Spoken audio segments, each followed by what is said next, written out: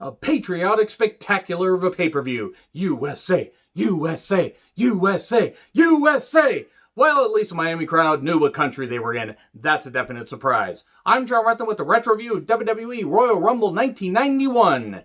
And I gotta be honest, with the great opening tag match and the great Rumble, because the Rumbles at this point were pretty damn great. 1992 would be the apex, and then it would slide down for a little bit. But the Royal Rumble concept was a whole lot of fun, and it was in its infancy at this point. This was only the third annual Royal Rumble pay-per-view. I say third annual because the 1988 special was on free TV to combat the NWA Bunkhouse Stampede pay-per-view. Vince McMahon never tried to sabotage Crockett Promotions. Totally fucking did. But anyway, that's another story for another day. The 1991 Rumble was a whole lot of fun. There were some issues during the show, especially with the commentary that I'll talk about. But boy, they were trying to build this whole Hogan Slaughter thing and take it to the LA Memorial Coliseum. 100,000 people. California, here we come. And then because of security reasons, they had to move to the LA Sports Arena. Actually, it was because even though Slaughter was cutting tremendous promos as a heel, as the Iraqi sympathizers during the actual Gulf War, maybe people didn't want to see that, and they were getting also sick of the patriotic Hogan, even though they cheered him wildly here and at Mania 7. They were really sick of him. They were really sick of him by the 92 Rumble. So yeah, it was kind of messy all around, and this show had a couple matches that did not need to go nearly as long as they did. But they were stretching for time because the Rumble match had a good aftermath. But fucking hell, this show could have been about 15 minutes shorter. I mean, it really could have. Anyway, I miss Vince's over-the-top introductions. It's time to rumble. It's time for the Royal Rumble. And can't do a Vince impression. Very sorry for that. This is back when Vince, even though he had bad ideas, he also had really good ideas, and he was youthful and could make shit happen. And now he's just old like Vern Gagne at the end of the AWA. And Bruce Pritchard is the worst yes man for the fans, but the best yes man for Vince. Basically, you get it, Bruce. You get it, pal. Such good shit. But yeah, I really wish Bruce Pritchard had never been allowed in wrestling, period. Not even in territorial wrestling. Just, he should have never been allowed in wrestling because he's had nothing but bad ideas for years and years and years. He thought the Red Rooster was a good idea. I'm not even a big Terry Taylor fan. Anyway, commentary by Gorilla Monsoon and Roddy Piper. Let me tell you right now, I love Piper, I love Savage. They're great wrestlers, two of the all-time greats, great promos, great matches. They were not good commentators. Bottom line, they weren't. Which one do you think was worse, though, Savage or Piper? Answers in the comments, please. Howard Finkel doing the ring announcing. A lot of wrestlers, it's sad to see, nearly 30 years to a day, how many talents are no longer with us. Now, some lived quite a while. Some didn't even make it out of this decade. In the case of a couple, they didn't even make it barely past the next 2 years. So, we have the Orient Express with Mr. Fuji versus the Rockers. Good opening tag match. The Rockers making the most of their second run in WWE. They were in there for like a cup of coffee a couple years prior, and then got fired for shenanigans or whatever the fuck it was. I think a bunch of bullshit. And then they went to the AWA, and then were finally able to come back to WWE and really make the most of this opportunity. And then just under a year later, Marty Jannetty committing the ultimate act of cowardice by leaping through the barbershop window. Will you stop? Man, I fucking loved it. Bobby Heenan made that moment. But in this, they did some great dives, some really, really good stuff. A lot of stuff you did not see traditionally on a lot of WWE television. Rockers are very innovative as a tag team. Orient Express were also very good as well. And after all the flips and all the dives and all the breakups, pinfalls, Sunset Flip 1, 2, 3. There you go. That's the end of that. Given a lot of time, though, and a great opening match. And then we get a Randy Savage promo. He wants the title back, and Slaughter has promised that if he beats the Ultimate Warrior, he will give Savage a shot. And then he says he's sending sensational Queen Sherry out there to beg Ultimate Warrior to agree the same way Slaughter did. And Sherry's out there. Warrior comes out in a leather jacket and his tights. I don't know why it made me laugh so much, because he had the leather jacket, but he had the tassels on. It just made no goddamn sense. And she's flirting with him. Let me tell you right now, Sherry deserved goddamn hazard pay. There are a lot of guys that would have resisted Sherry back then, because Sherry is fucking gorgeous. I mean, she really was. And tough as hell, but a great promo, great talent in all honesty.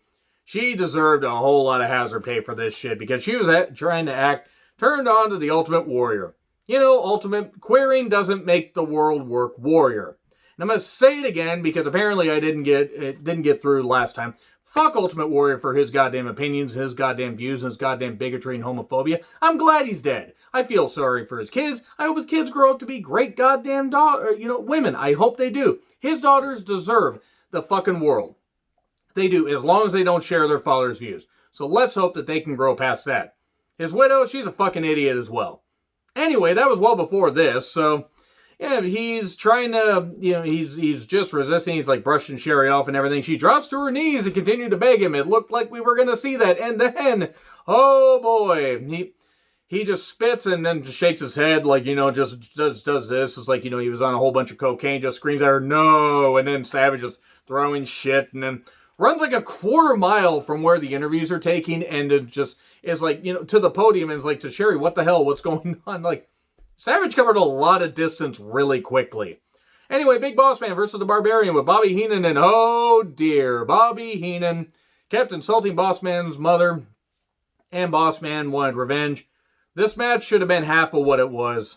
This should have not gone on that long. We get a bad pile driver at one point, and a roll through on a crossbody, and Boss Man covers 1, 2, 3. Slaughter promo, ill-advised heel turn only because it got his family threatened. There was a lot of security issues and stuff like that. But let me tell you right now, he really did invest in this. Ultimate Warrior talked about orders, Slaughter's orders falling on deaf ears. The sad thing is Warrior's promos never made sense. This one was somewhat coherent, but, that's not really saying much because it still didn't make a whole lot of sense, but it made more sense than other promos.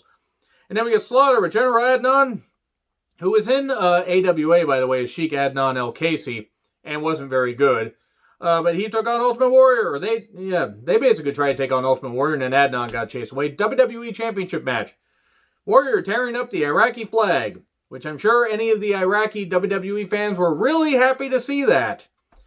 And eat some sand, Piper says. Some lines have not aged well. Not that Piper's commentary, or especially stuff he said about Mr. T, aged all that well. Only guy in the world I know that wears more chains than his ancestors. It was funny. It was bad. It was also funny. Anyway, Sherry then shows up. Warrior chases her. Savage runs from nowhere, just like seemingly like out of like the black abyss. Hits him with a stage light. And then, there's not really all that much to this. This was not good because Slaughter was washed and Warrior sucked in the ring. Later, Sherry comes back. He press slams her onto Savage. But then Warrior gets knocked to the ropes. And then, Savage's big bulging scepter right to Warrior's face. What am I even on about? Cover, 1, 2, 3, new champion, Sergeant Slaughter. The crowd was upset. Boy, they were upset. And then Warrior straight up no-sells the scepter shot from the bulging scepter and runs to the back. Just no-sells the whole goddamn thing. He's covering his face barely, but running back. Then commentary rails against the whole goddamn thing. The Mountie versus Coco Beware. Why was this 10 minutes? And I like Coco Beware. This should have been 5. Mountie does a catching choke slam variation, 1, 2, 3, and then Savage is being insane backstage, and then Warrior's at the door, which sounds like, some kind of like metal album from the late 80s, early 90s. And so him and Sherry bail. Savage is supposed to be in the Rumble match a little bit later. Words from the fans about the Gulf War. Piper Monsoon talk about it. And then we get promos from various Rumble participants.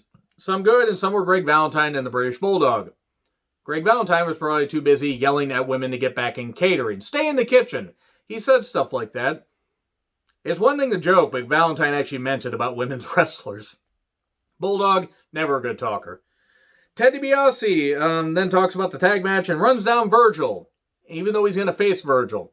You can't imagine that Virgil's, his hired help was a shot at all to Dusty Rhodes, his real name. And Virgil looks really, really pissed. And this is all building up to where Piper talks about taking Virgil out to dinner, showing him he doesn't just need money. He paid for his dinner, but he wants to show him there's more to life. You got to have dignity. It's Dusty and Dustin Rhodes versus DiBiase and Virgil.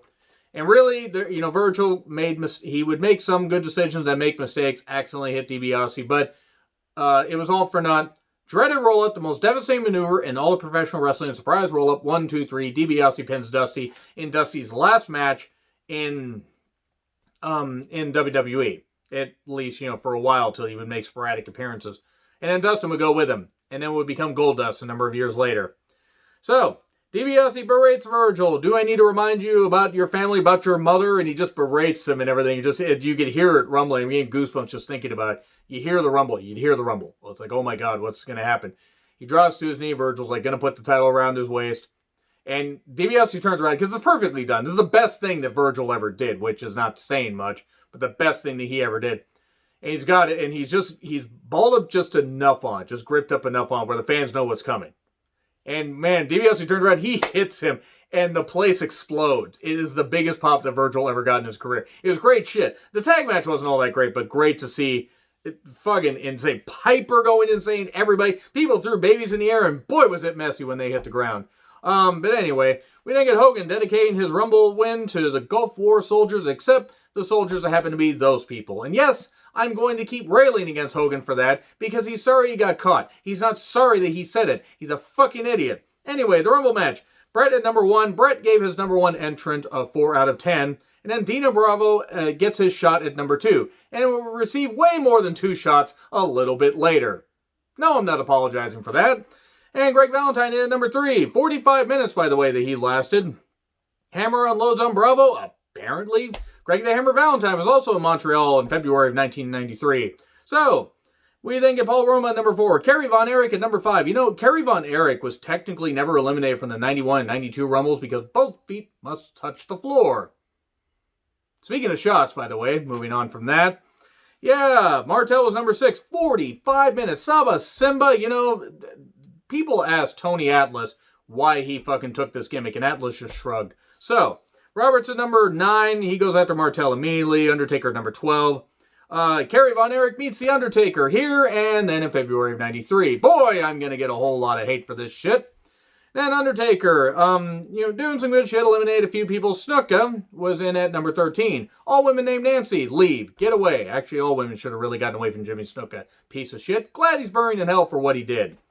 And then Shane Douglas in number 17, 26 minutes. And those 26 minutes in this Rumble were better than his entire run as Dean Douglas. It wasn't a good idea. And then Savage at number 18, but he doesn't show up because Warrior, coked out of his goddamn mind, chased him out of the arena, seemingly. Or Sherry said, hey, I know a place where we can hide, away from this madman.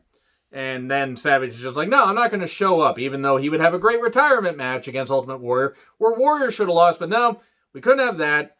Savage wanted to retire and then got back in the ring about 8 months later.